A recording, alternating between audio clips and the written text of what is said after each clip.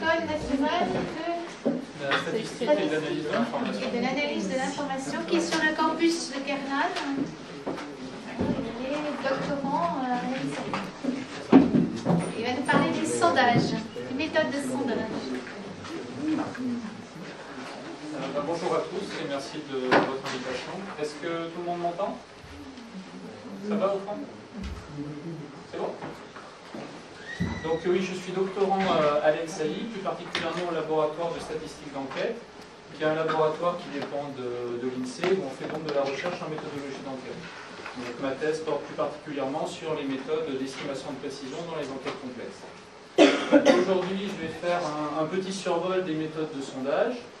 Donc je vais articuler l'exposé en 3 points principaux. D'abord, je vais rappeler quel est le cadre dans lequel on se place quand on fait ce qu'on appelle un sondage en population finie. Ensuite, je vais parler des principales étapes d'une enquête, que ce soit une enquête telle qu'elles sont réalisées par l'INSEE, donc on dit des enquêtes aléatoires, ou une enquête telle qu'elle est réalisée par les instituts de sondage, où là, le plan de sondage n'est la plupart du temps pas aléatoire. Mais là-dessus, j'y reviendrai un petit peu plus loin. Et enfin, je ferai un bilan pour comparer finalement l'échantillonnage aléatoire, disons grosso modo l'échantillonnage tel qu'il est pratiqué dans la statistique publique, et l'échantillonnage empirique tel que, au moins en France, il est pratiqué dans la statistique privée. Donc, un sondage en population finie, qu'est-ce que c'est? Tout d'abord, on suppose que la population à laquelle on s'intéresse est une population finie d'individus. C'est-à-dire que dans le cas limite où on enquête tous ces individus, on relève toute l'information. Et donc, on n'a aucune imprécision. Donc, sur cette population finie d'individus, il y a un certain nombre de paramètres que l'on souhaite mesurer, ou si l'on ne peut pas enquêter toute la population, que l'on souhaite estimer. Donc ça peut être n'importe quoi, ça peut être un revenu moyen si c'est une population d'individus, ça peut être un chiffre d'affaires si c'est une population d'entreprise, ça peut être vraiment n'importe quoi. Mais donc l'idée c'est vraiment d'avoir une population que, dans un cas limite, si on enquête entièrement, on a toute l'information sur cette population. Donc sur chaque individu de la population sont définis un certain nombre de variables, qu'on va décomposer schématiquement en 2 catégories. Une première catégorie de variables que l'on suppose connues sur l'ensemble de la population et sur chacune des unités. On parlera de variables auxiliaires parce que c'est des variables qui nous serviront, aussi bien pour l'échantillonnage que pour l'estimation, à améliorer la qualité de l'estimation. Donc on parlera de variables auxiliaires. Ce sont par exemple des variables qui peuvent être données par le recensement et mesurées sur chacun des individus. L'autre catégorie de variables, c'est la catégorie de variables la plus générale. Elles sont a priori inconnues sur l'ensemble de la population et on souhaite les mesurer. On parle de variables d'intérêt, ce sont les variables auxquelles on s'intéresse pour estimer les paramètres que l'on veut mesurer sur l'ensemble de la population. Donc, je vais essentiellement articuler mes exemples autour de 2 cas, qui sont les cas que l'on rencontre en pratique à l'INSEE, les enquêtes auprès des ménages et les enquêtes auprès des entreprises. Donc, un exemple, une enquête auprès de ménages. La population, typiquement, c'est l'ensemble des ménages français. Une variable, un paramètre auquel on peut s'intéresser, c'est par exemple le revenu moyen par ménage. Donc par exemple, lors de l'enquête emploi, ça fait partie des paramètres que l'on veut mesurer. Et l'information auxiliaire dont on peut disposer sur l'ensemble de la population, c'est par exemple la structure par sexe et par âge de chaque ménage, donnée possiblement par le recensement. Par exemple, par le recensement de 99.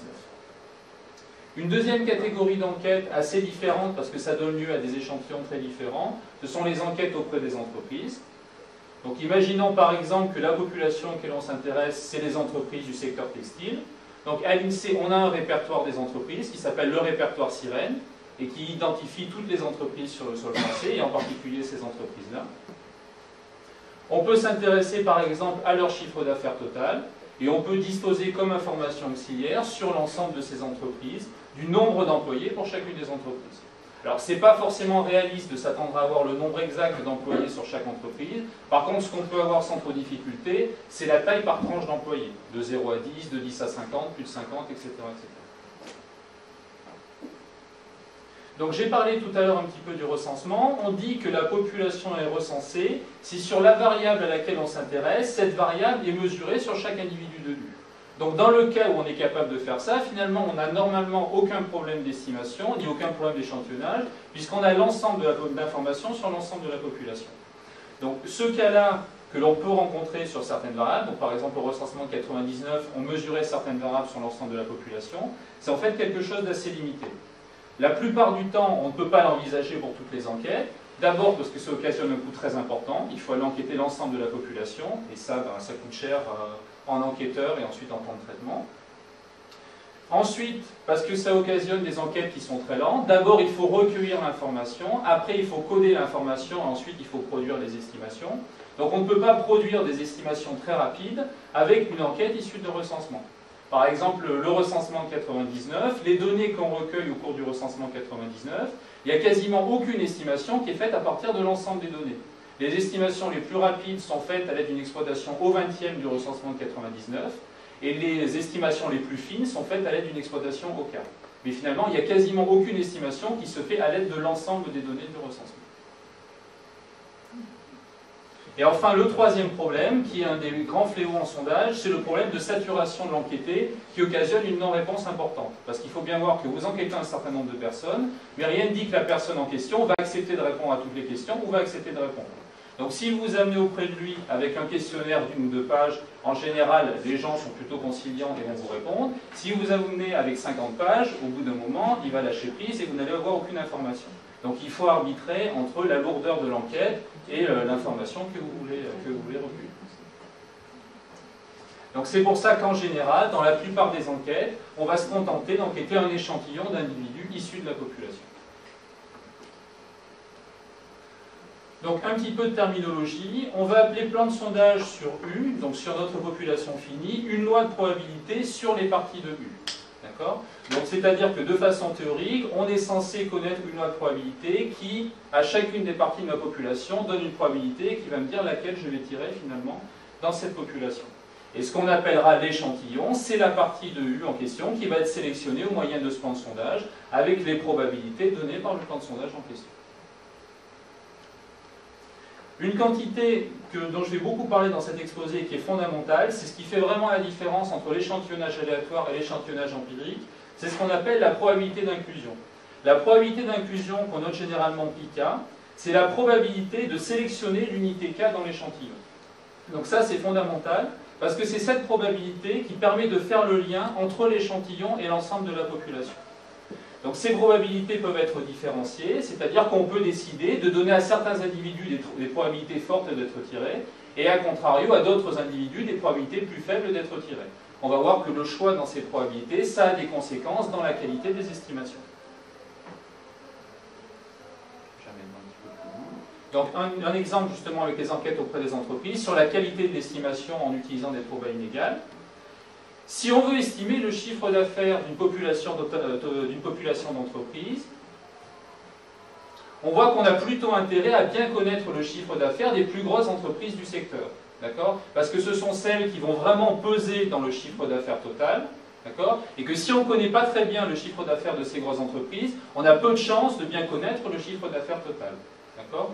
Donc ce qu'on pourrait se dire à la limite, c'est je vais prendre les plus grosses entreprises, je vais estimer mon chiffre d'affaires total par le total de ces chiffres d'affaires, et j'oublie finalement les petites qui ne pèsent pas beaucoup dedans. D'accord ? Ça, c'est ce qu'on pourrait se dire à la limite. C'est pas très correct, parce qu'on en oublie un petit peu, donc le chiffre d'affaires n'est pas correctement estimé, mais ça donnerait quand même une idée raisonnable du chiffre d'affaires total. Donc on ne va pas faire tout à fait comme ça, mais on va utiliser une idée qui est connexe, c'est-à-dire qu'on va donner des probabilités plus fortes aux grosses entreprises d'être tirées. L'idée étant, j'ai besoin de beaucoup d'informations sur ces grosses entreprises, donc je leur donne des probabilités plus fortes pour être sûr d'en tirer beaucoup dans l'échantillon.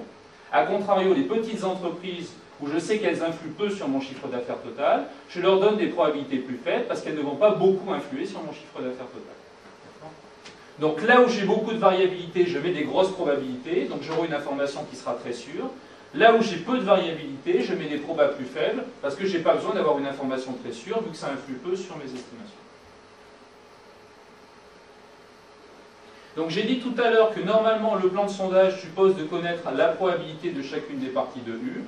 En pratique, c'est un cadre qui n'est pas très réaliste, parce qu'il est quasiment impossible, dans la pratique, avec des plans de sondage très complexes, de déterminer entièrement un plan de sondage. Donc ce qu'on se contente de faire, donc je vais revenir aux probabilités d'inclusion, c'est d'utiliser des algorithmes de tirage qui vont nous donner des échantillons qui respectent au moins des probabilités d'inclusion qui sont fixées a priori. C'est-à-dire qu'avant le tirage, je dis tel individu, il a telle probabilité d'être tiré, je veux au moins que mon algorithme respecte ces probabilités. même si je ne détermine pas entièrement mon plan de sondage.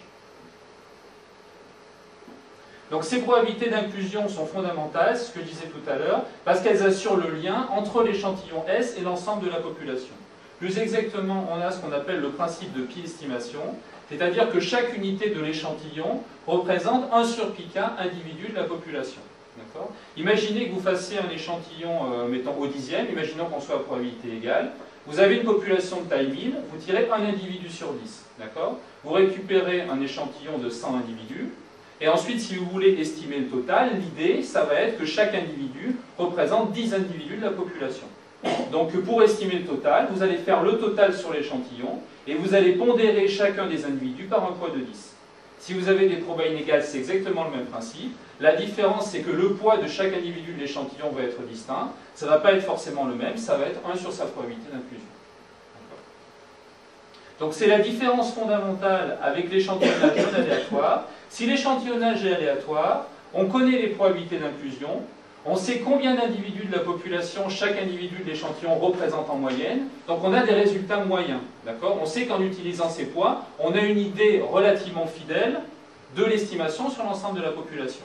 Si l'échantillonnage n'est pas aléatoire, on ne connaît pas ces probabilités d'inclusion, et donc on n'est pas capable d'avoir cette estimation.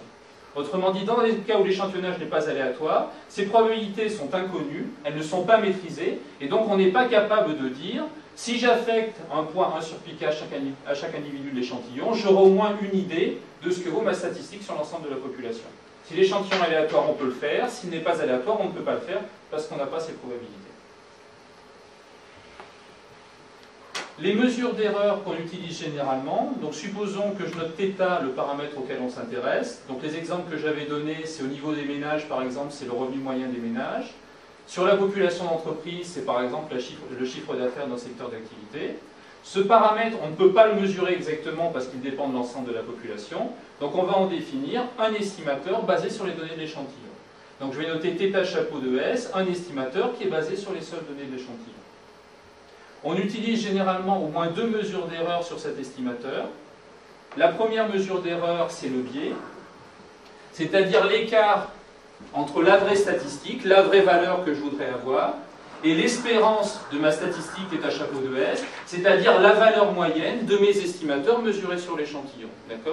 Un estimateur bon devrait être normalement à peu près non biaisé, c'est-à-dire qu'en moyenne, si je pouvais relever l'ensemble des estimations sur l'ensemble des échantillons, la valeur moyenne devrait être égale au paramètre que je veux estimer, ou au moins pas trop loin du paramètre que je veux estimer.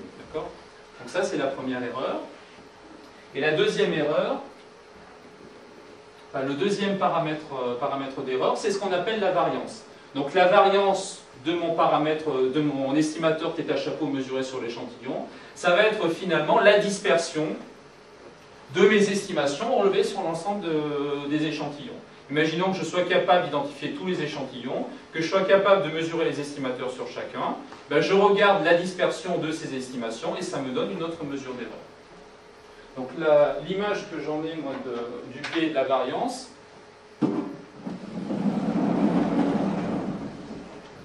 ça s'apparente au jeu de fléchettes.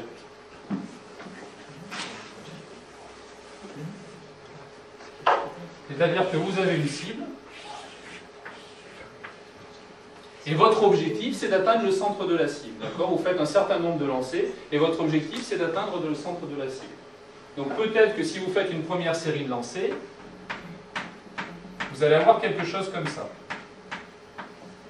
Votre objectif, c'était le centre, vous faites votre série de lancers, et finalement, vous obtenez ce nuage-là. Ça veut dire que vous n'avez pas obtenu le centre, mais vous avez obtenu finalement en moyenne le point qui est ici. Donc vous aviez un biais finalement par rapport à ce que vous vouliez obtenir. Par contre, ce que vous voyez, c'est que vos estimations, vos lancers, disons, ils ne sont pas trop dispersés, ils sont relativement resserrés. Donc autant vous avez un biais par rapport à ce que vous vouliez avoir, autant vous avez... A contrario, imaginons que je fasse une deuxième série de lancers. Par exemple, j'obtiens ça. Là, vous voyez que le point moyen a bien l'air d'être au centre de la cible. Donc, a priori, on a une estimation qui est à peu près non biaisée. Mais par contre, ces estimations, elles sont à peu près dispersées sur toute la cible. Donc là, par contre, on a une dispersion assez importante. Donc là, on peut se demander finalement quelle est la meilleure technique. Est-ce que la meilleure tactique, c'est d'avoir un biais qui peut être finalement assez important, mais une variance qui est raisonnable, ou une variance qui explose un peu, mais par contre un biais qui est nul. Ben, la bonne réponse, c'est qu'il faut essayer de maîtriser les deux. En fait, il faut essayer de tenir compte du biais et de la variance. On a un critère d'erreur qui est synthétique, qui s'appelle l'erreur quadratique moyenne, et qui tient compte justement à la fois du biais et de la variance. Donc il faut arriver, si possible, à maîtriser les deux.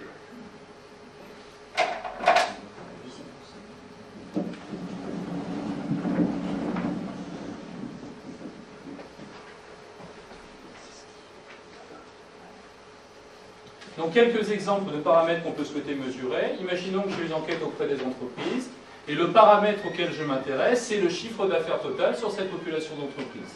Donc la somme sur l'ensemble des individus de cette population d'entreprises du chiffre d'affaires de l'entreprise K. Dans ce cas-là, en utilisant le principe de biais-estimation dont j'ai parlé avant, l'estimateur sans biais au sens du plan de sondage, ça va être l'estimateur mesuré sur l'échantillon, qui consiste à faire la somme sur l'échantillon des chiffres d'affaires des entreprises, mais pondéré par l'inverse de sa probabilité d'inclusion. Toujours selon le principe, mon entreprise K représente 1 sur pi entreprise de l'ensemble de la population. Imaginons que j'ai une enquête auprès des ménages. Donc j'ai dit que ce qui m'intéressait, c'était le revenu moyen par ménage, donc le total du revenu, la somme des revenus sur l'ensemble des individus, rapporté à la population totale. Alors je vais pouvoir estimer cette quantité par un principe de substitution, c'est-à-dire que ici j'ai le total des revenus, ici grand N ça apparaît aussi comme un total sur l'ensemble de la population, c'est le total de la variable constante égale à 1. Je peux estimer chacune de ces quantités par pi-estimation. Le revenu total va être estimé par le revenu total sur l'échantillon pondéré par l'inverse des probas d'inclusion. Le grand N, le total des individus, va être estimé par la somme de la variable 1 pondérée par l'inverse de la proba d'inclusion. J'ai un estimateur pour mon numérateur, pour mon dénominateur, donc j'en déduis un estimateur pour ma statistique. D'accord? Donc ici, si j'ai une fonction de totaux, de façon générale, si mon paramètre c'est une fonction de totaux, comme à l'aide du principe de pi-estimation, je peux estimer des totaux, je peux avoir par substitution un estimateur de mon paramètre. Ça va?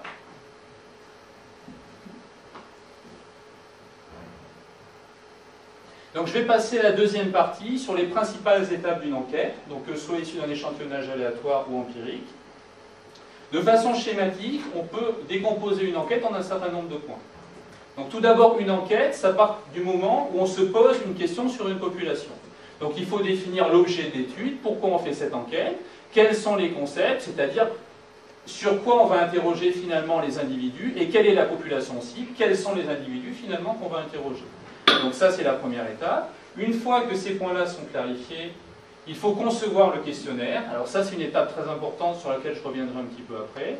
Donc préparer les questions qu'on va poser aux différents individus. Une fois que le questionnaire est fait, que la population est ciblée, on tire l'échantillon auquel on va présenter finalement ce questionnaire. Une fois que l'échantillon est tiré, on va collecter les données. Donc collecter les données soit de façon directe, on va relever par exemple les questionnaires, si les questionnaires ont été déposés sous forme papier. Ça peut être aussi recueillir les données par téléphone, si l'entretien se fait par téléphone, ou ça peut être tout simplement la personne elle-même qui retourne le questionnaire par voie postale. Ça peut être tout un tas de choses. Donc on collecte les données. Une fois que les données sont collectées, il faut les saisir et les apurer, parce qu'il peut y avoir des valeurs aberrantes. Ensuite, il faut traiter la non-réponse. Donc non-réponse partielle, non-réponse totale, j'y reviendrai un petit peu après. Donc ça, c'est le fléau dans les enquêtes. C'est le fait que quand vous tirez un échantillon, par exemple un échantillon de 100 personnes, vous n'allez jamais récupérer effectivement 100 personnes qui répondent.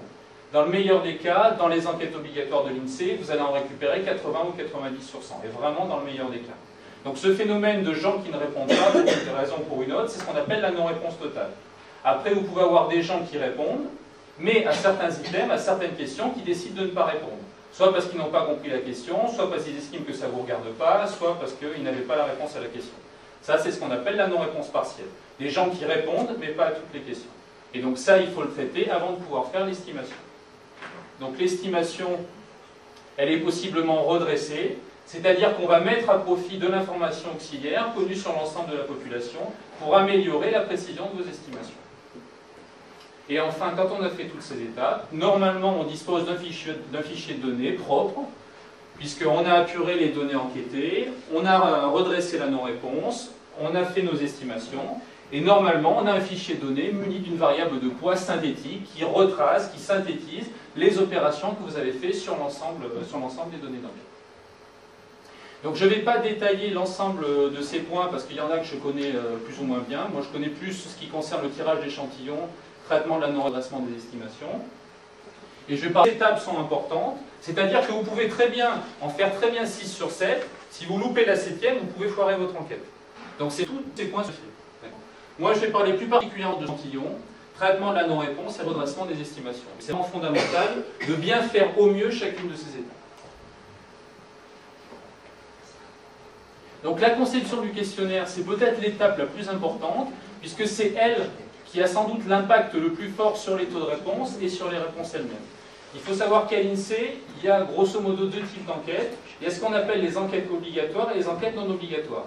C'est-à-dire que quand on veut faire une enquête, on dépose un projet auprès de la CNIS. La CNIS dit oui ou non pour l'enquête et donne le label obligatoire ou non obligatoire pour l'enquête. Donc théoriquement, si l'enquête est obligatoire, tout le monde est tenu de répondre. Et théoriquement, il y a des sanctions pour les ménages ou les entreprises qui refusent de répondre. En pratique, bon, ça c'est pas forcément, j'aurais pas forcément vous le dire, sur les entreprises, il peut y avoir des sanctions, sur les ménages, en général, il n'y en a aucune. Mais le simple fait que l'enquête soit obligatoire, ça peut augmenter le taux de réponse de 10 à 15%. Enquête obligatoire, vous pouvez avoir 80% de taux de réponse, non obligatoire, ça peut tomber à 60%. Donc ça peut faire une grosse différence, ne serait-ce que de mettre sur votre bulletin, cette enquête a été déclarée obligatoire par la CNIS. Donc vous voyez que ce n'est pas du tout anodin. Pardon ? La CNIS, c'est le Comité national de l'information statistique.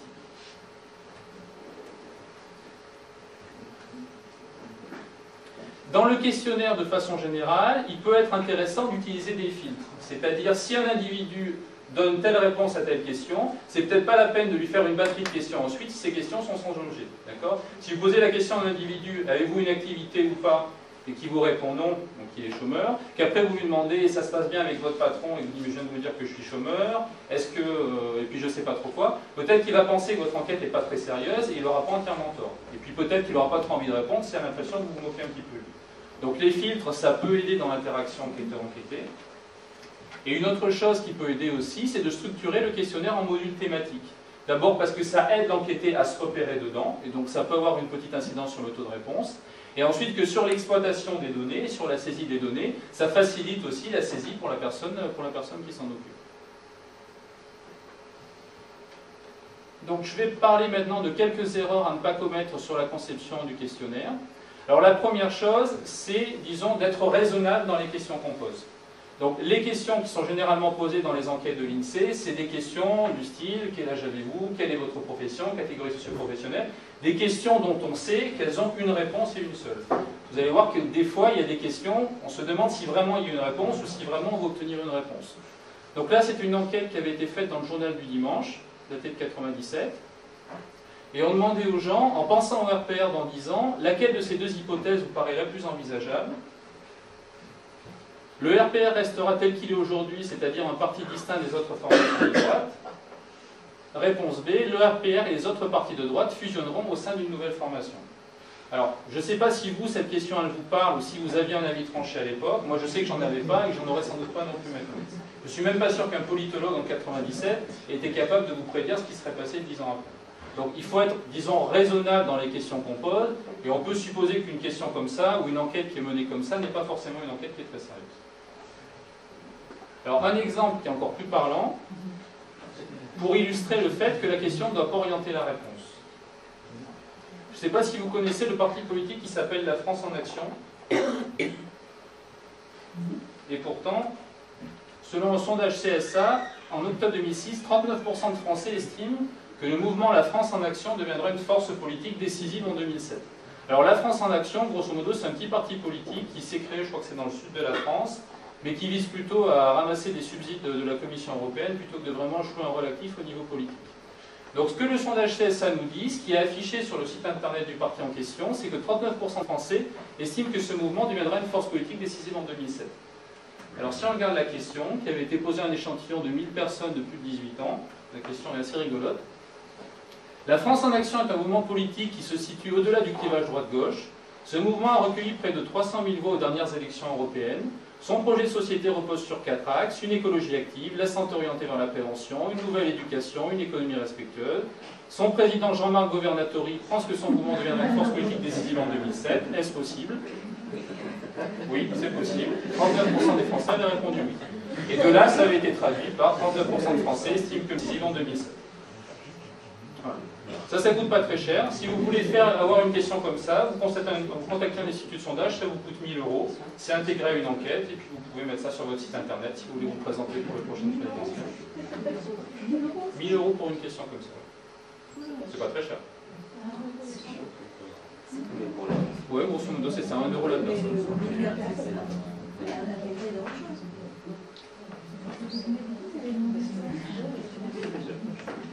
Donc, donc tout ça pour dire qu'il faut être raisonnable sur les questions et être relativement modeste quand vous posez une question comme ça et que vous avez 39% de gens qui vous répondent. Bon, ça c'est vraiment un cas extrême. C'est assez rigolo. Attention aussi à la formulation de la question qui peut influer non seulement sur le taux de réponse, mais sur la réponse elle-même. Donc un test qui avait été effectué auprès de 2 échantillons disjoints. Un premier échantillon auquel on a posé la question A et un deuxième échantillon auquel on a posé la question B. 2 échantillons, disons, comparables. Question A, le traité du marché commun permet d'aller s'installer et travailler dans un autre pays. Selon vous, s'agit-il d'une bonne, mauvaise chose, indifférente? Donc question, disons, plutôt neutre. Question B, même question, permet d'aller s'installer et travailler dans un autre pays. Par exemple, des Italiens ou des Allemands peuvent venir s'installer en France et des Français aller travailler en Allemagne ou en Italie. Bonne chose, mauvaise chose, indifférente. Si on pose la première question au premier échantillon, vous avez 61% de gens qui vous disent que c'est une bonne chose et 18% qui vous disent que c'est une mauvaise chose. Avec la simple modification de l'exemple des Italiens ou des Allemands pourraient venir s'installer en France, ça tombe à 48%. Oui, et on ne parle pas des Anglais. Et on ne parle pas non plus de ce que ça aurait donné si on avait rayé la deuxième partie de la phrase en mettant simplement, par exemple, des Italiens ou des Allemands pourraient venir s'installer en France, ou un plombier polonais vient s'installer en France. Donc la question doit vraiment rester le plus neutre possible. Vous voyez que le simple fait d'une enquête à l'autre, c'est-à-dire une même enquête qui est faite par exemple en 2007 et qui est refaite 2 ans plus tard, le simple fait de changer un tout petit peu l'intitulé de la question, ça peut avoir des conséquences assez dramatiques sur la réponse, donc sur la qualité de la réponse elle-même. Donc vraiment faire très attention à rester le plus neutre possible dans la formulation.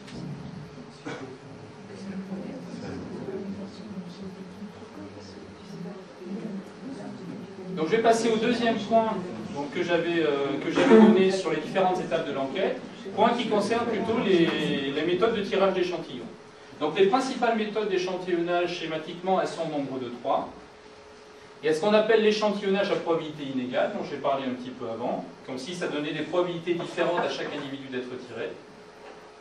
Ce qu'on appelle l'échantillonnage stratifié, donc je vais le détailler un petit peu après. Et enfin ce qu'on appelle l'échantillonnage à 2 degrés. D'accord ? Donc, vous aurez rarement une enquête qui fera juste l'échantillonnage à probabilité inégale, juste stratifié au juste 2 degrés. Dans la plupart des cas, les enquêtes complexes vont mélanger ces 3 plans de sondage. Mélanger au mieux pour avoir des informations et des estimations le plus précises possible et qui coûtent le moins cher possible. Donc une enquête complexe va généralement mélanger ces différentes méthodes. Donc l'échantillonnage à probabilité inégale, on en a déjà parlé un petit peu. Le principe qui en est à la base, c'est si un individu présente une valeur forte pour la variable d'intérêt, il va peser beaucoup dans l'estimation du paramètre. Donc il va être important de bien le connaître pour avoir une bonne estimation du paramètre. On va donc essayer de privilégier la prise en compte de cet individu, parce que si on ne le compte pas, on a possiblement quelque chose qui va être assez variable. Si c'est un individu, par exemple dans une population d'entreprises, si vous intéressez aux entreprises, disons, je sais pas, du secteur automobile, si vous oubliez Renault, vous êtes mal barré. Même si vous avez fait un échantillonnage aléatoire derrière, vous êtes mal barré. Donc on va essayer de privilégier la prise en compte de ces individus, de ces gros individus, en leur donnant une probabilité de sélection plus forte. Alors un autre exemple est estimation du nombre de sinistres d'une compagnie d'assurance. Donc supposons qu'on a un certain nombre de dossiers papier. Une méthode possible, assez simple et assez efficace pour estimer de façon assez fiable le nombre de sinistres, c'est par exemple de faire des probabilités proportionnelles à l'épaisseur des dossiers. En vous disant qu'a priori, plus le dossier est épais, plus vous avez un nombre de sinistres important à l'intérieur. Et ça va vous donner une estimation relativement fiable. C'est quelque chose qui a déjà été utilisé. Deuxième type de plan de sondage, c'est ce qu'on appelle l'échantillonnage stratifié. Alors le principe de l'échantillonnage stratifié, c'est disons le rêve d'un sondeur. Le rêve d'un sondeur, c'est d'avoir une population où tous les individus sont identiques. Parce que si vous avez une population où tous les individus sont identiques, c'est pas la peine de tirer un gros échantillon. Vous tirez un échantillon de taille 1, et compte tenu de la taille de la population, vous avez une estimation qui est parfaite. Ça, bien évidemment, ça n'arrive jamais. Par contre, ce qu'on peut essayer de faire, c'est essayer de partitionner la population en un certain nombre de strates qui, elles, seront homogènes au regard de la variable d'intérêt. Par exemple, si vous intéressez à une population d'entreprise, vous distinguez les petites, les moyennes, les grosses. Les petites seront relativement homogènes, donc vous n'aurez pas besoin d'en tirer un gros échantillon pour bien connaître la population des petites entreprises. Donc la stratification, c'est quelque chose de très important, parce que je pense que dans quasiment toutes les enquêtes, vous avez au moins au début une étape de stratification. D'accord ? La stratification peut vraiment vous donner un gros gain par rapport à un échantillonnage direct dans l'ensemble de la population. Donc l'idée, isoler les individus par tranche, par strate aussi homogène que possible, et ensuite tirer des échantillons indépendants à l'intérieur de chaque strate. L'idée étant toujours la même, c'est que si vous avez des strates où les individus sont très homogènes, comme les individus se ressemblent beaucoup, ce n'est pas la peine d'aller en tirer beaucoup pour avoir une bonne information dessus. Alors, contrario, si vous avez une strate où les individus sont très différents, vous ne la connaissez pas bien, donc vous avez besoin de tirer un gros échantillon dessus pour bien connaître cette strate. Et ça, c'est typiquement ce qui se fait dans les enquêtes entreprises. Donc, si les strates sont homogènes, la variance est faible. Donc, dans les enquêtes entreprises, je reviens toujours au même exemple. Imaginons que je souhaite estimer le chiffre d'affaires d'un secteur d'activité. Je sais grosso modo que dans les entreprises, le chiffre d'affaires est proportionnel à la taille de l'entreprise. Ce n'est pas exactement vrai, mais c'est à peu près vrai. Donc ça va être intéressant, si je veux estimer le chiffre d'affaires total, d'avoir une stratification sur la taille de l'entreprise. Dans l'ensemble des enquêtes entreprises à l'INSEE, vous avez toujours une stratification sur la taille de l'entreprise. Toujours, toujours. Donc les petites, les moyennes et les grandes. Donc les entreprises sont découpées en 3 strates. La première strate, la strate des petites entreprises, qui ne vont pas être très différentes en ce qui concerne le chiffre d'affaires. Donc dans ces petites entreprises, on va utiliser un taux de sondage faible, parce que finalement, si on en tire un petit nombre, on a une estimation qui sera assez fiable sur l'ensemble des petites entreprises. Les moyennes entreprises, elles sont un petit peu plus dispersées, disons, au regard du chiffre d'affaires. Donc on va avoir un taux de sondage un petit peu plus important. Et enfin, les grosses entreprises, donc sur celles-là, par contre, on a une dispersion très importante, donc il va falloir en prendre beaucoup, et même quand je prends l'exemple des enquêtes dans le secteur automobile, par exemple le Renault, vous réfléchissez même pas, on lui donne une proba de 1 ayant l'enquête. Donc les grandes entreprises, elles vont avoir un taux de sondage proche de l'unité, égal à l'unité pour les entreprises les plus grosses, c'est-à-dire que vous êtes sûr de les tirer, et les entreprises, disons les moyennes grandes, on va leur donner une probabilité importante d'être tirées, donc elles ne seront pas forcément dans l'échantillon, mais il y aura quand même de grandes chances.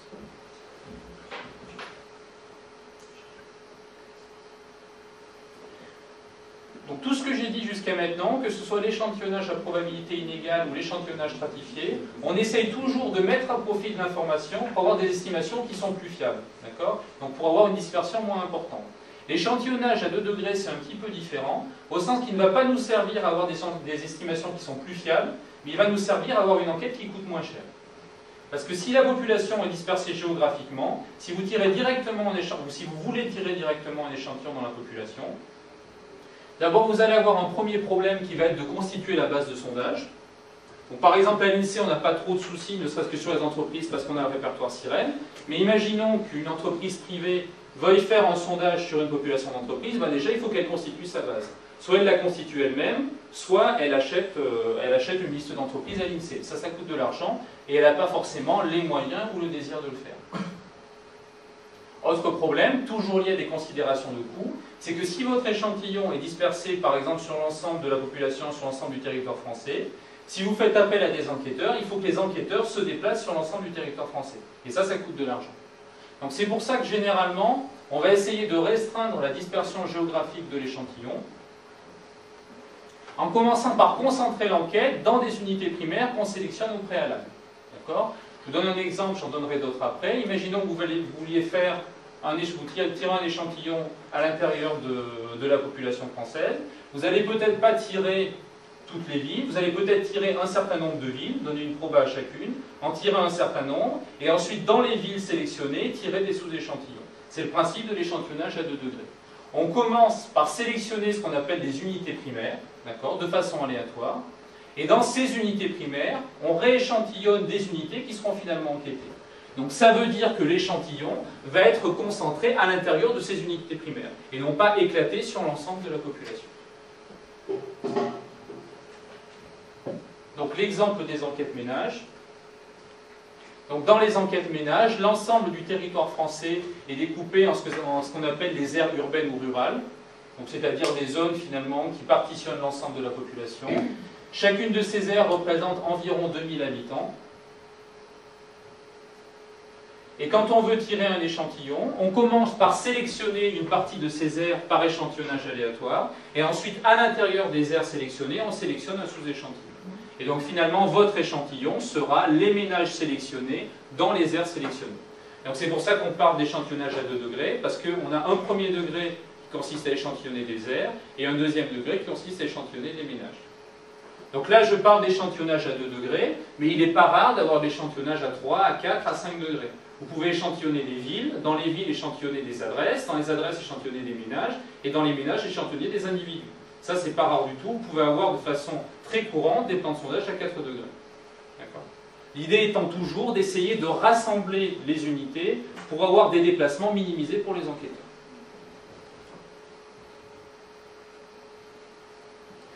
Donc un exemple d'enquête qui met en jeu tous ces différents types d'échantillonnage, c'est l'exemple de l'enquête emploi en continu. Donc c'est un exemple qui est donné dans le livre d'Ardilly 2006.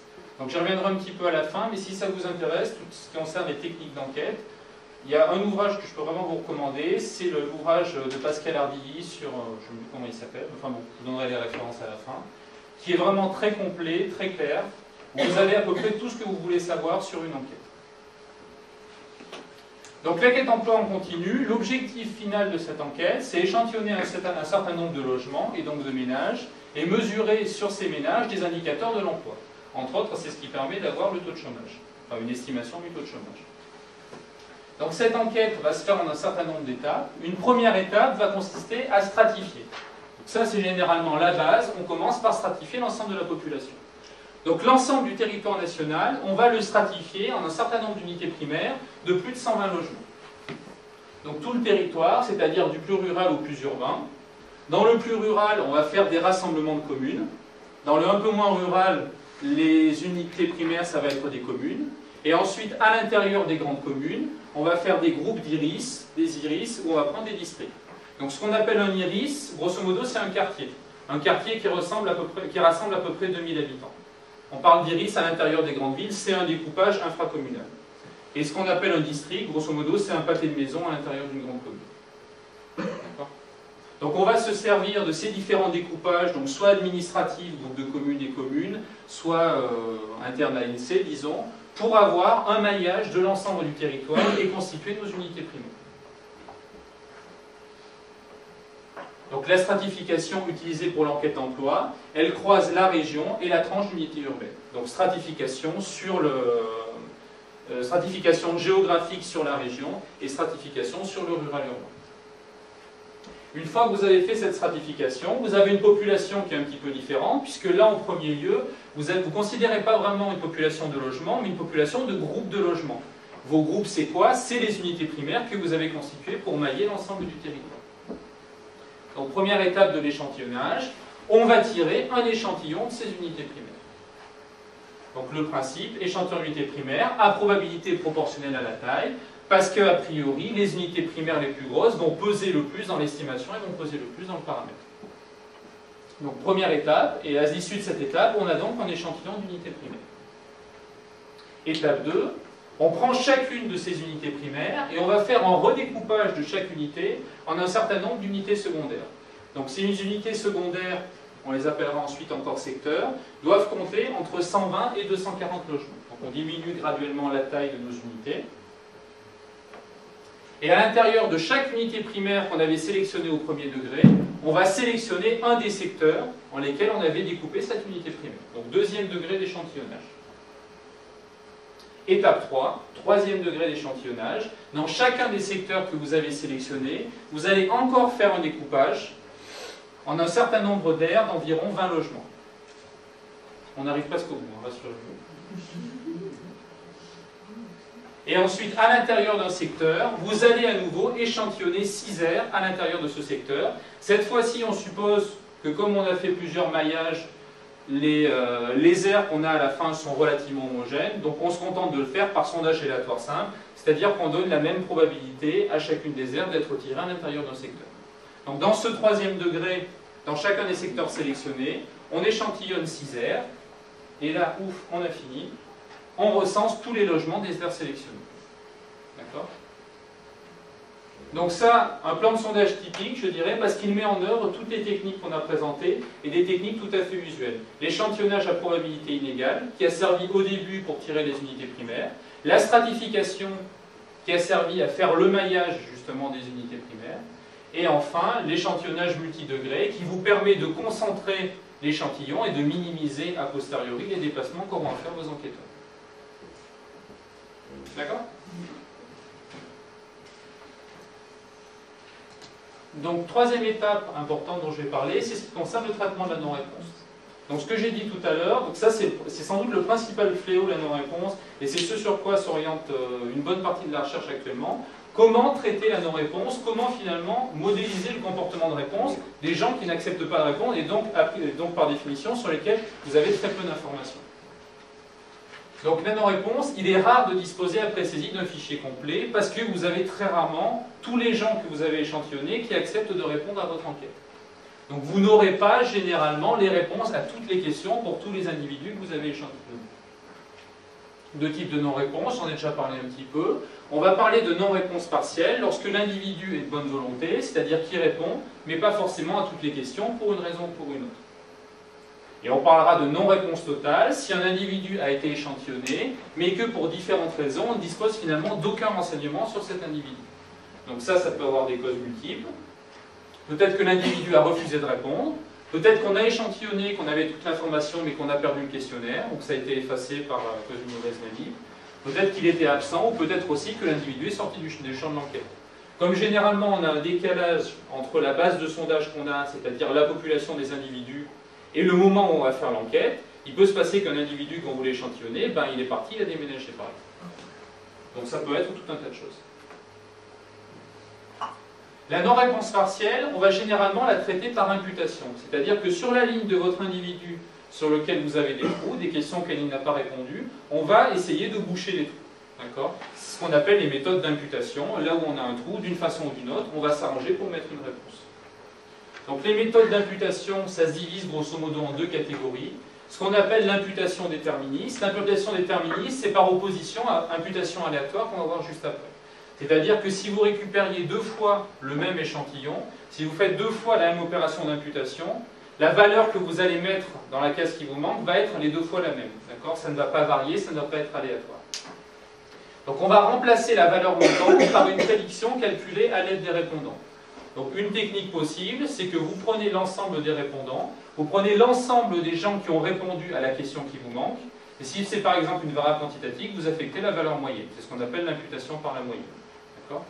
Autre possibilité, si votre variable est qualitative, si vous avez 4 modalités possibles, vous regardez quelle modalité est la plus importante dans l'échantillon de répondants et vous affectez la modalité en question.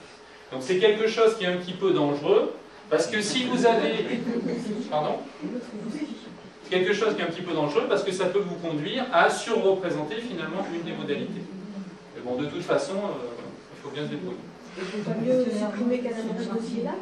Pardon? Il ne faut pas mieux supprimer carrément ce dossier-là? Non, parce que l'imputation, on peut en avoir pas mal. Vous pouvez avoir de façon tout à fait classique 15-20% d'individus qui sur une variable n'ont pas une réponse. Donc si on commence à enlever tous les individus pour lesquels on a quelque chose qui manque, il ne va pas rester grand-chose.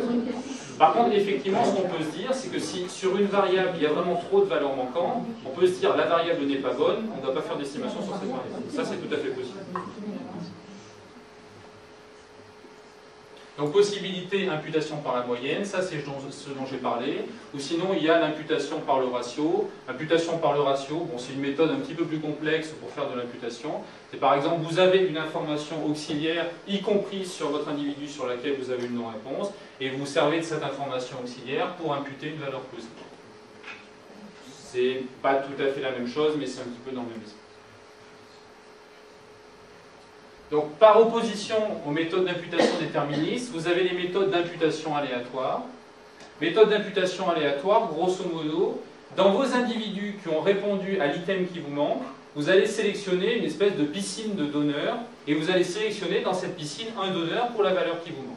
D'accord? Donc, sur un certain nombre de critères pour l'individu sur lequel il vous manque une valeur, vous allez sélectionner un certain nombre de donneurs potentiels et vous allez échantillonner dans ces donneurs potentiels celui qui vous donnera la bonne valeur sur l'individu en question. Donc, imputation aléatoire. Donc là, la technique que j'ai donnée, c'est ce qu'on appelle la méthode de Hotek. Il y a d'autres méthodes, par exemple les méthodes de résidus simulés, qui sont sensiblement, bon, c'est sensiblement la même chose, sauf qu'on va faire avoir encore une prédiction de la valeur qui nous manque, et que finalement, ce qu'on va aller chercher sur les répondants, ça ne va pas être la valeur, mais ça va être un résidu qu'on attribue à la prédiction en question. Et bon, dans l'esprit, c'est toujours un petit peu la même chose. Aller chercher dans la piscine de répondants, aller chercher la valeur qu'on va imputer à l'individu qui manque. Donc le problème des méthodes d'imputation, c'est que généralement ça génère un biais. C'était votre réaction de tout à l'heure. Effectivement, on ne va pas faire de miracle. L'imputation, ça consiste en quoi? Ça consiste, vous avez des trous, vous bouchez les trous. Rien ne dit que la valeur que vous mettez, non seulement c'est la bonne valeur, ça sera très rare, rien ne dit que c'est relativement près de la bonne valeur. Ça, vous n'avez pas en général de moyen de le savoir. Donc il faut rester modeste, on va avoir un fichier complet, mais en ayant fait de l'imputation, on sait qu'on aura généralement généré un biais. D'accord? Donc avec l'imputation déterministe, ce biais peut même être encore plus important. Le biais sera peut-être un petit peu plus limité avec l'imputation aléatoire, mais le problème, c'est qu'en plus, on génère une variance parasite. D'accord? Parce qu'on va sélectionner de façon aléatoire la modalité qu'on a faite, d'accord? Et qui dit aléa, dit dispersion, dit variance. D'accord? Donc en fait, ce qu'on gagne d'un côté, finalement, on le perd de l'autre. Donc le traitement de la non-réponse par imputation, il faut bien savoir que ce n'est jamais parfait. Si vous avez du métier, si vous pouvez faire un modèle relativement bon qui va imputer une valeur, disons, relativement proche, ou en tout cas pas absurde, vous n'allez pas trop perdre. Par contre, si vous faites ça un petit peu au petit bonheur, effectivement, là, il y a des risques. Dans la plupart des cas, moi, ce que je conseille, c'est de faire des choses relativement raisonnables, c'est-à-dire de faire des modèles pas forcément très complexes, d'accord, qui vous donneront pas forcément des résultats faramineux, mais bon, qui au moins vous donneront un fichier complet. Pour une raison très simple, c'est que pour un certain nombre de logiciels statistiques et d'analyse statistique, si vous voulez exploiter le fichier, il vous faut une réponse sur chacun des items, sur chacun des individus. Donc de toute façon, il faut trouver une solution la moins pire pour avoir des réponses sur chaque item pour chaque individu. Donc la non-réponse totale, c'est-à-dire le fait que des individus ne répondent à aucune question, ou qu'on n'a aucune réponse sur ces individus, pour une raison ou pour une autre. Par contre, ça se traite généralement par repondération. C'est-à-dire qu'on va modifier les pondérations des individus échantillonnés pour que ceux qui acceptent de répondre représentent aussi les individus qui, eux, refusent de répondre. Donc c'est ce qu'on appelle les méthodes de repondération. L'idée, c'est que pour chaque individu qui accepte de répondre,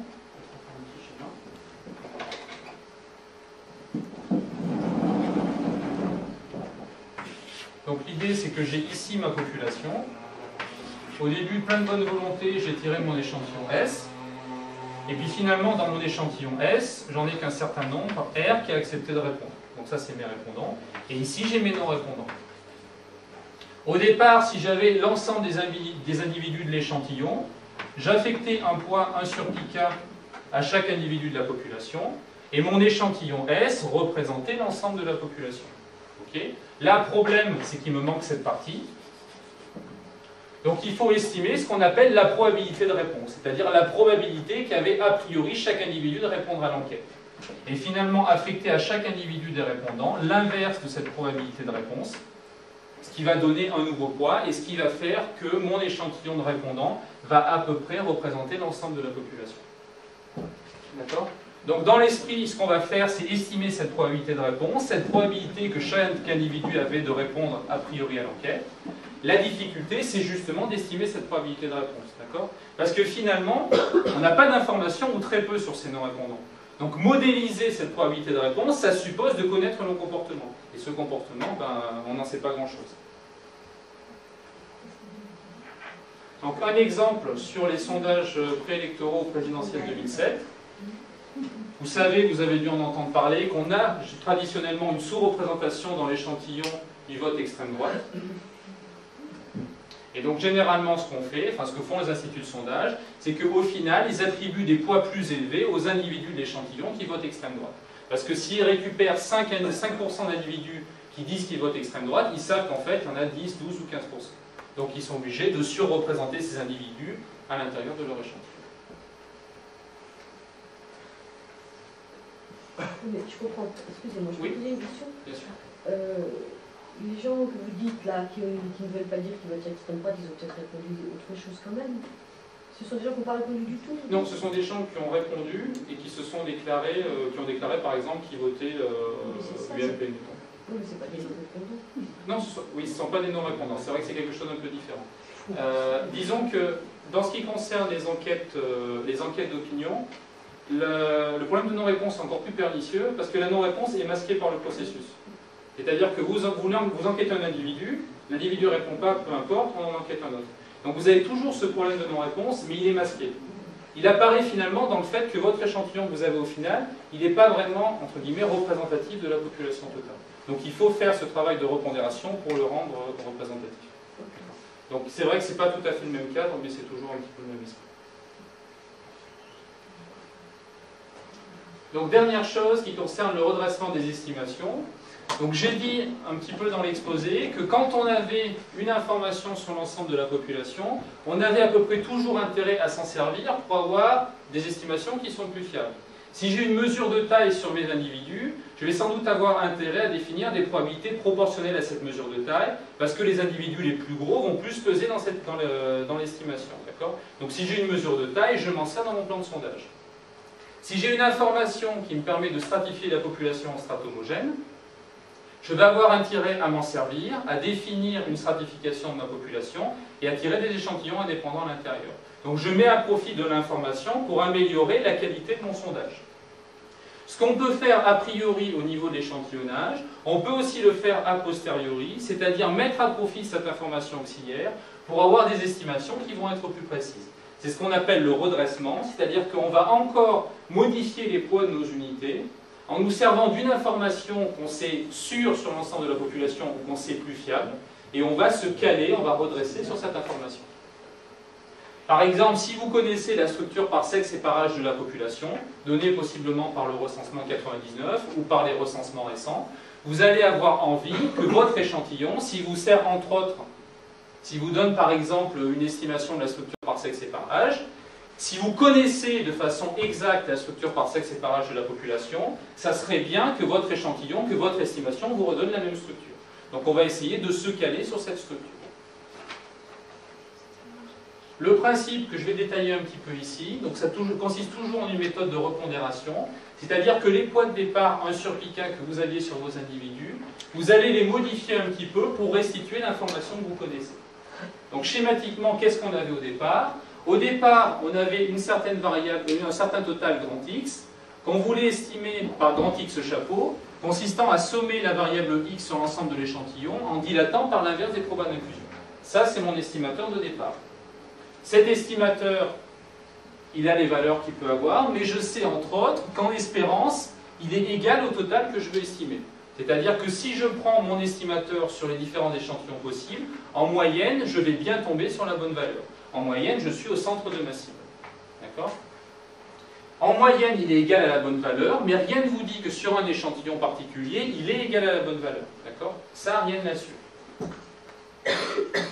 Si on suppose que les totaux grand X sont connus, ça serait quand même pas mal que mon estimateur me redonne ces totaux-là. Parce que c'est un petit peu idiot de donner une information imprécise, alors que je connais l'information exacte.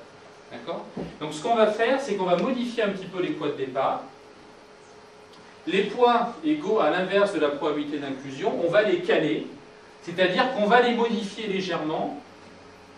À quoi ça va servir après? On va modifier légèrement ces poids. Donc on ne va plus avoir l'inverse de la proba d'inclusion, mais un poids légèrement différent.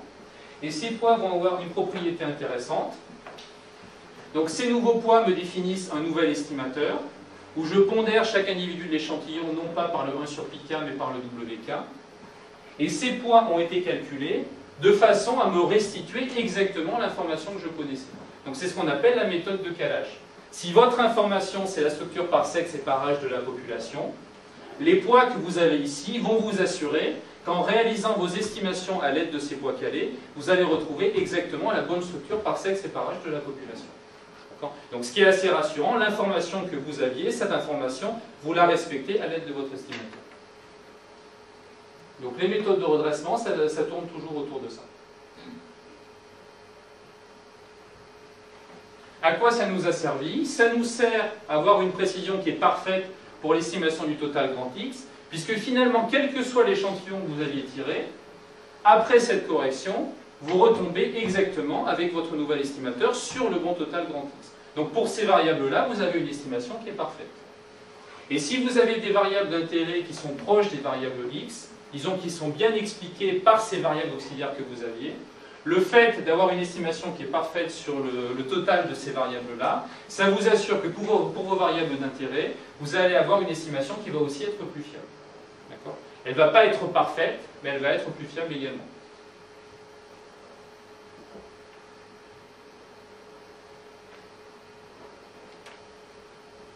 Donc je vais conclure en faisant un petit comparatif des méthodes d'échantillonnage aléatoire et des méthodes d'échantillonnage empirique. J'ai surtout parlé d'échantillonnage aléatoire, l'échantillonnage empirique je connais un petit peu moins.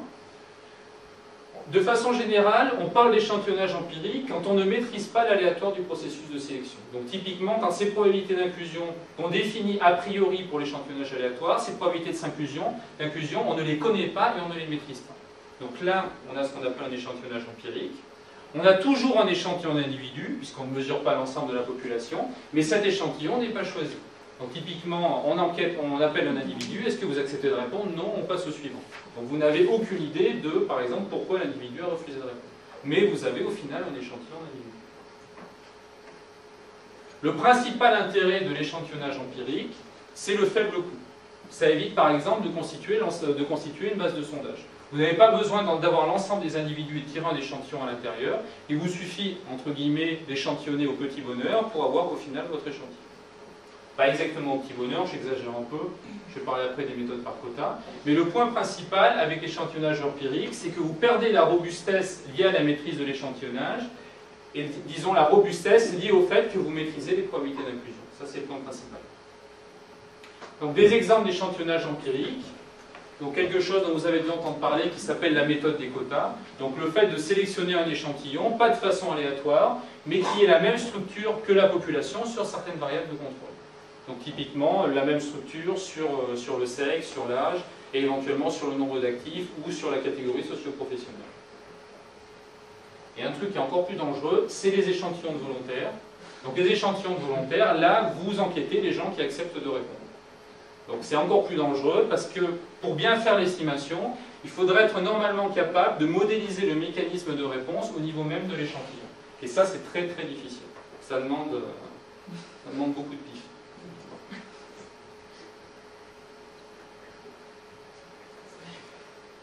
Donc l'échantillonnage empirique donne parfois des estimations un peu fiables, voire les sondages préélectoraux 2002.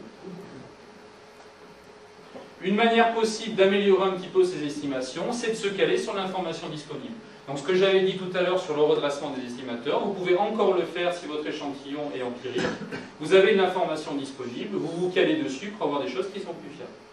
Donc toujours sur les présidentielles 2007, ce qui a été beaucoup fait, c'est de caler les intentions de vote que vous releviez sur les échantillons sur les résultats des élections précédentes. Et ça, visiblement, c'est quelque chose qui marche relativement bien.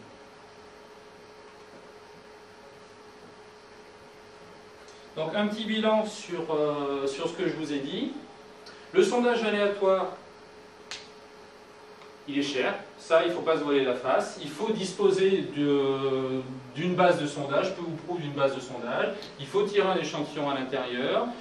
Il faut définir un questionnaire. Il faut avoir des enquêteurs qui sont bien formés pour optimiser les taux de réponse. Il faut tout un tas de choses qui assurent que l'enquête est de bonne qualité. Donc le sondage aléatoire, de façon générale, c'est cher. Mais c'est robuste. C'est robuste parce qu'avec le respect des probabilités d'inclusion, vous avez des estimations qui sont exactes en moyenne. Donc vous savez au moins avec un échantillon aléatoire que ça peut vous coûter cher et que vous n'allez pas dans le mur. Vous avez le garde-fou du respect des probabilités d'inclusion. Et je dirais que c'est nécessaire quand on veut produire des chiffres officiels, parce que derrière l'échantillonnage empirique, vous avez toujours plus ou moins une modélisation, je vais en parler un petit peu après, et donc vous avez quelque chose qui n'est pas forcément toujours objectif. C'est toujours un petit peu subjectif la façon de redresser un échantillon empirique. Donc si vous avez un sondage aléatoire, vous avez la maîtrise des probabilités d'inclusion, vous avez cette robustesse, et donc vous savez que vous avez quelque chose de relativement fiable. C'est cher, mais c'est fiable.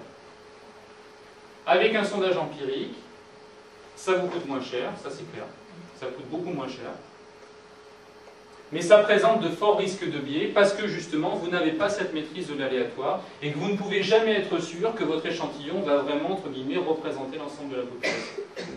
Donc je dirais que pour le sondage empirique, c'est quelque chose qui ne peut pas trop mal marcher, mais ça nécessite une bonne dose de métier. Ça, il ne faut pas se voiler la face. Sur les dernières élections, visiblement, ça a plutôt bien marché.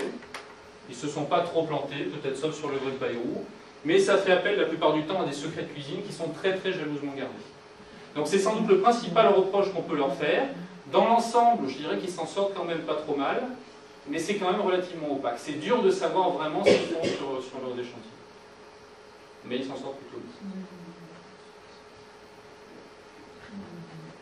Donc très rapidement, une petite bibliographie, si vous voulez des approfondissements. Donc Jérôme Accardo, la conception d'enquête auprès des ménages. Ça, c'est une présentation qu'il avait faite de la conception de questionnaires pour les enquêtes ménages, dans une formation continue à l'ENSAI.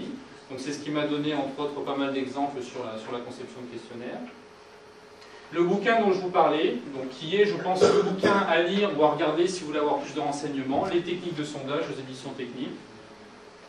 Il a été réédité très récemment et il est vraiment très très complet. Il ne doit pas manquer grand chose dedans, voire même il manquerait du peu.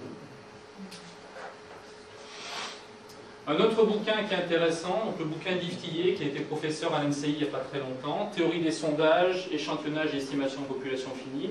C'est un peu moins appliqué, je dirais, un petit peu plus théorique. C'est pas utilisable directement pour faire une enquête, mais c'est quand même intéressant. Vous avez des approfondissements par rapport au bouquin d'Ardilly. Et si vous vous intéressez aux algorithmes d'échantillonnage, il parle pas mal d'algorithmes d'échantillonnage. Et enfin la Bible, le Serndal, Swenson et Wretman de 92. Donc c'est un bouquin qui aussi est très complet. Le seul problème qu'il a, enfin les deux problèmes qu'il a, c'est qu'il est en anglais. Ça, c'est pas forcément un problème. Et l'autre problème, c'est que comme il date de 92, il y a des innovations qu'il y a eu depuis qui ne sont pas forcément dans ce bouquin. Mais sinon, c'est aussi un bouquin de référence. Donc si j'en avais deux à vous conseiller, ça serait vraiment le Ardilly 2006 et le Serndal, Swenson, Wretman de 92. Je vous remercie de votre attention.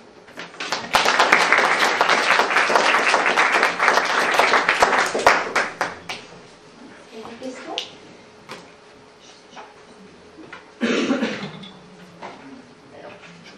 Oui. C'est ça ? Quand on fait des structurations, à la fin, on voudrait avoir, par exemple, une fourchette. Comment on donne des fourchettes? Est-ce que c'est possible d'avoir des fourchettes? Et pourquoi les donne-t-on jamais? Généralement, dans les enquêtes issues de l'INSEE, c'est peut-être pas dit de façon très explicite, mais généralement on donne des fourchettes. Alors les fourchettes sont obtenues par approximation normale. C'est-à-dire que pour un certain nombre de plans de sondage, il a été démontré que l'estimateur de base, l'estimateur d'Horvitz-Thompson, est asymptotiquement normal. Donc on se sert d'une approximation normale pour les fourchettes en question.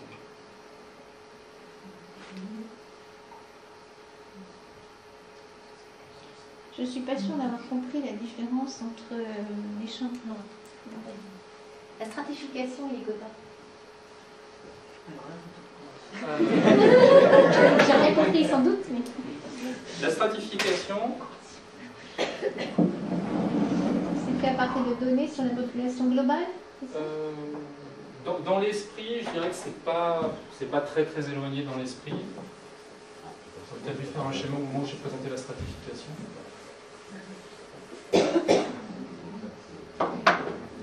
La stratification, c'est qu'on dispose de l'ensemble de la population et qu'on a une information qui nous permet de découper cette population en un certain nombre de strates. D'accord ?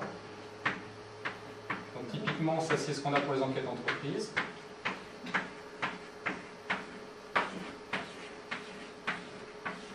Typiquement, la stratification idéale, ça devrait nous amener à ça. C'est-à-dire une strate où on a une dispersion assez faible, donc typiquement des petites unités, une strate où on a une dispersion légèrement plus forte, et une strate où on a une grosse dispersion. Pour une enquête entreprise, ça serait les petites entreprises, ça les moyennes et ça les grandes. Donc là ensuite, ce qu'on va faire, c'est que finalement, on a ici notre première strate, ici notre deuxième, ici notre troisième. On va aller tirer peu d'individus là-dedans, un nombre moyen d'individus là-dedans, et un nombre assez important d'unités à l'intérieur. Donc ça, c'est la stratification. Finalement, on découpe la population, et ensuite tout se passe comme si on avait 3 plans de sondage distincts à l'intérieur de chacune de ces sous-populations. Les quotas, on ne va pas avoir un découpage de la population, mais on va connaître la structure de l'ensemble de la population sur un certain nombre de variables.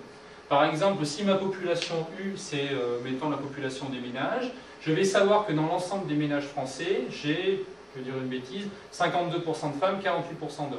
D'accord ? Donc je vais vouloir assurer que dans mon échantillon, il y ait les mêmes proportions. Ça ne veut pas dire que je vais tirer un échantillon dans les hommes et un échantillon dans les femmes, mais ça veut dire que dans les individus que je vais tirer, je vais m'assurer qu'il y aura 52% de femmes et 48% d'hommes. D'accord ? Donc disons que la différence, c'est que là, vraiment, on individualise au sein de ces différentes strates, alors que dans le cas des quotas, on assure juste que des proportions connues sur la population sont encore respectées dans l'échantillon.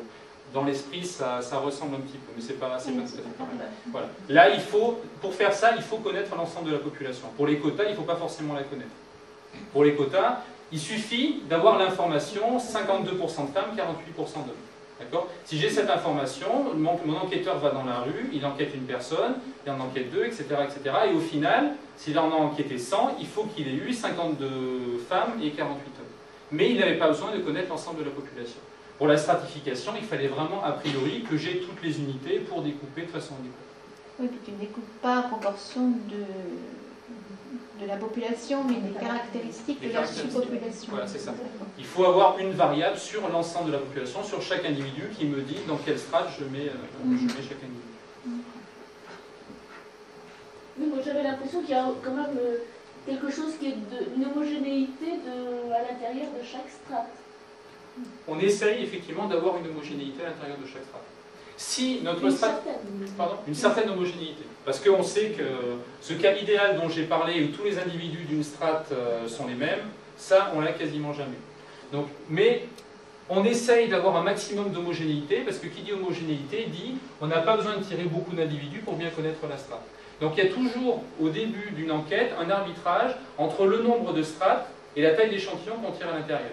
Plus on stratifie, plus on va être homogène dans les strates, c'est mathématique. Mais il faut pouvoir tirer un échantillon quand même à l'intérieur des strates.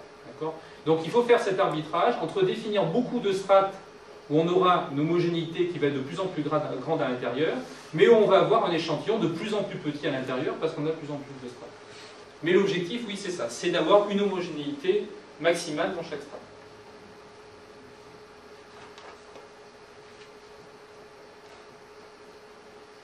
J'ai juste une réflexion. Finalement, c'est pas une idée pour mathématiques pour le public. Faire une enquête, ça fait revenir 2 heures, mais pourquoi pas? Pas créer une enquête par les élèves, ce serait sympathique. Non, ça ne se fera pas en une demi-heure, mais il y a 2 phases. Il y a la phase préparation, puis la phase... La phase collecte. Enfin, la phase collecte qui peut être, je dirais, assurée par le professeur, et il y a la phase traitement qui pourrait être donnée lieu à une nouvelle... En fait, ils vont faire le montage.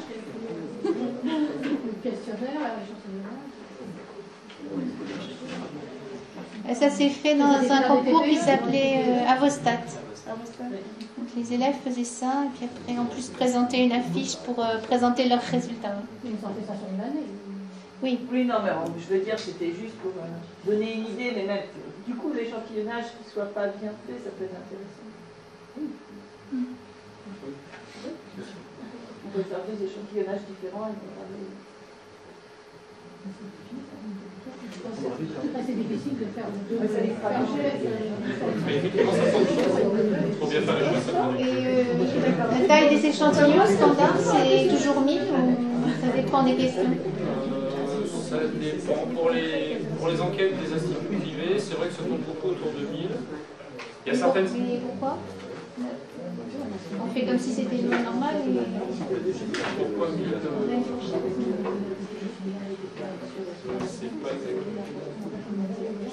c'est pas toujours 1000. Je sais qu'il y a certaines enquêtes qui font auprès de sympathisants d'un parti ou d'un autre qui tournent plutôt autour de 300, 400.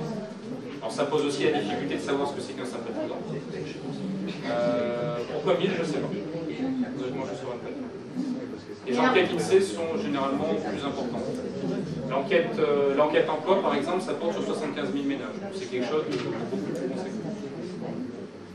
1000, c'est vraiment très difficile pour produire des estimations assez précises. Mais en plus, dans les enquêtes d'opinion qu'on a eues, ils nous disent qu'ils ont interrogé 983 personnes pour des raisons obscures.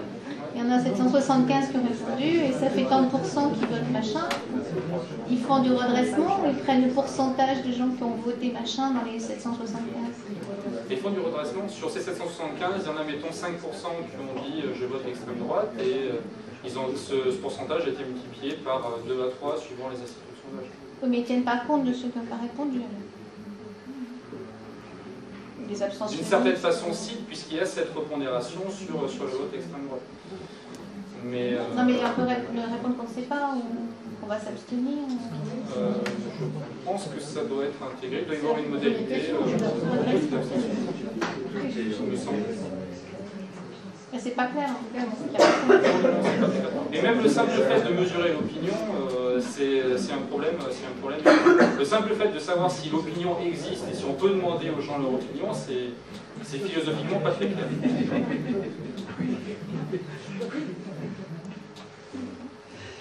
Est-ce qu'il y a d'autres questions? Moi j'ai une question et une information. D'abord l'information au niveau du Canada.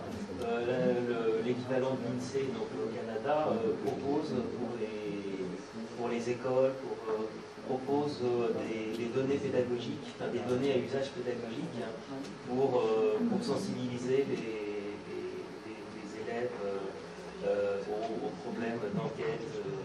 Est-ce qu'au niveau de l'INSEE, il y a des choses équivalentes? Est-ce qu'il y a cette réflexion de pouvoir nous donner du matériel qu'on puisse traiter, qu'on puisse utiliser dans nos classes, ne serait-ce que pour faire travailler, pour faire réfléchir nos élèves sur les sondages et sur les enquêtes? Alors, déjà, je pense que c'est une très bonne chose que ça soit fait au Canada, et a priori, non, ça ne doit pas exister en France. Ça serait intéressant que ça existe, mais ça n'existe pas en France. Vous faites bien donner l'exemple du Canada, parce que le Canada, c'est sans doute les meilleurs au monde en termes de sondage. Ils ont une armée de méthodologues à Statistique Canada, ils sont 200 ou 300, ils sont vraiment très très bons. Alors qu'à l'INSEE, on est une poignée. Mais c'est vrai que ça serait très intéressant de pouvoir faire ça. Parce que notamment les professeurs de sciences économiques et sociales utilisent les tableaux d'économie. Mais ce ne sont pas des chiffres spécifiques pour à usage pédagogique. Ce ne sont pas des données. C'est facile d'accéder aux chiffres de l'INSEE, c'est facile. C'est pas très difficile, mais les données sont anonymisées, donc ça reste... Mais c'est des tableaux synthétiques, c'est des pourcentages, on n'a pas de... D'accéder au tableau, oui, c'est pas très difficile, mais si c'est vraiment d'accéder aux données d'enquête, je sais pas si... Alors en fait, au niveau de l'Institut au Canada, là, ils proposent, par exemple, ils ont une opération, c'est que les écoles, les classes peuvent s'inscrire, vont remplir une enquête en ligne, et ensuite, il y a possibilité d'exploiter cette enquête et de la comparer à des populations qui ont répondu la même enquête, quoi. Donc il y a vraiment quelque chose un travail assez fort, quoi. C'est là qu'ils l'ont fait au niveau de notre lycée. Oui. Au niveau de l'UFM, ouais. C'est ça Je crois, non. Au niveau, c'est l'UFM. C'est les stagiaires. Mais je suis d'accord, c'est très intéressant et c'est la meilleure façon d'apprendre. De toute façon, moi je vois des élèves à l'ENSAI, tant qu'on n'a pas travaillé sur un fichier de données, on ne sait pas ce que c'est qu'une enquête, on ne sait pas ce que c'est qu'un clavage. On peut voir toute la théorie du monde, si on n'a jamais travaillé sur une enquête, on ne sait pas ce que c'est. Est-ce que ça peut faire un groupe IREM? Un groupe de l'IREM? Des enseignants et puis des gens de Souloux qui accepteraient de collaborer pour construire des données comme ça, pour travailler les élèves. Ça pourrait être intéressant. Bon. à noter.